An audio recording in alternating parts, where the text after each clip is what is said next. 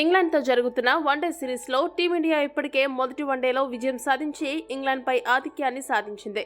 రెండవ వన్డేలో కూడా గెలిచి సిరీస్ను సొంతం చేసుకోవాలని రోహిత్ సేన ఆలోచన. ఈ రెండవ వన్డే కటక్లోని బారాబతి స్టేడియంలో జరగనుంది. ఈ స్టేడియంలో పిచ్ అటు ఫాస్ట్ బౌలర్లకు ఇటు స్పిన్నర్లకు ఇద్దరికీ ఉపయోగపడనుంది. ఇక్కడి పిచ్ పైన యావరేజ్ స్కోర్ 249.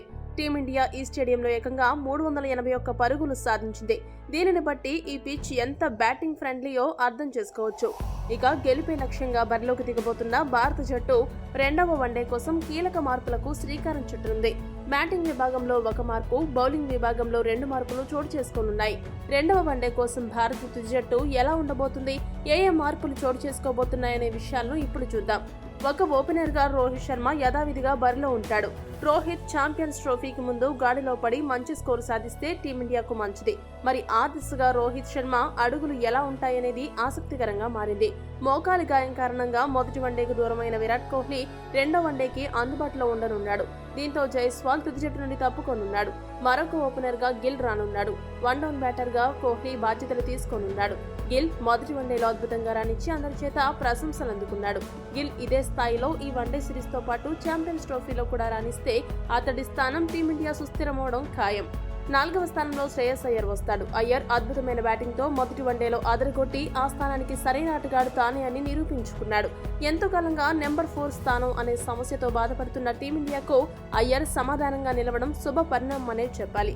5వ స్థానంలో కేఎల్ రాహుల్ బరిలోకి దిగుతాడు.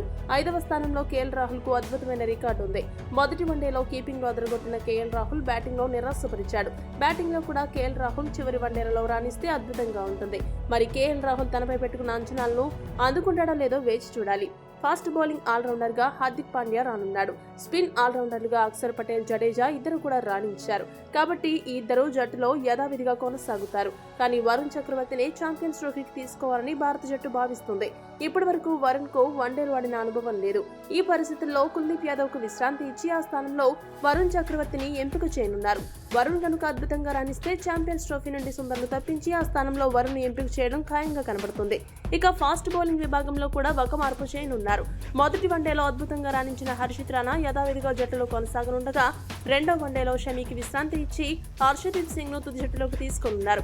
రొటేషన్ పద్ధతిలో ఆటగాళ్లందరికీ ఛాంపియన్స్ ట్రోఫీ ముందు మ్యాచ్ ప్రాక్టీస్ ఉండాలనే ఉద్దేశంతో భారత జట్టు యాజమాన్యం ఈ మార్పులు చేస్తోంది. రెండవ వన్డే కోసం భారత జట్టు చేసిన మార్పులు ఎలా ఉన్నాయి? ఈ మార్పులు టీమిండియాకు లాభం చేకూరుస్తాయా? ఇంకా ఏమైనా మార్పులు చేస్తే బాగుంటుందా? మీ అభిప్రాయాన్ని కామెంట్ చేయండి. మరిన్ని స్పోర్ట్స్ అప్డేట్స్ కోసం మా ఛానల్ ని సబ్స్క్రైబ్ చేసుకోండి.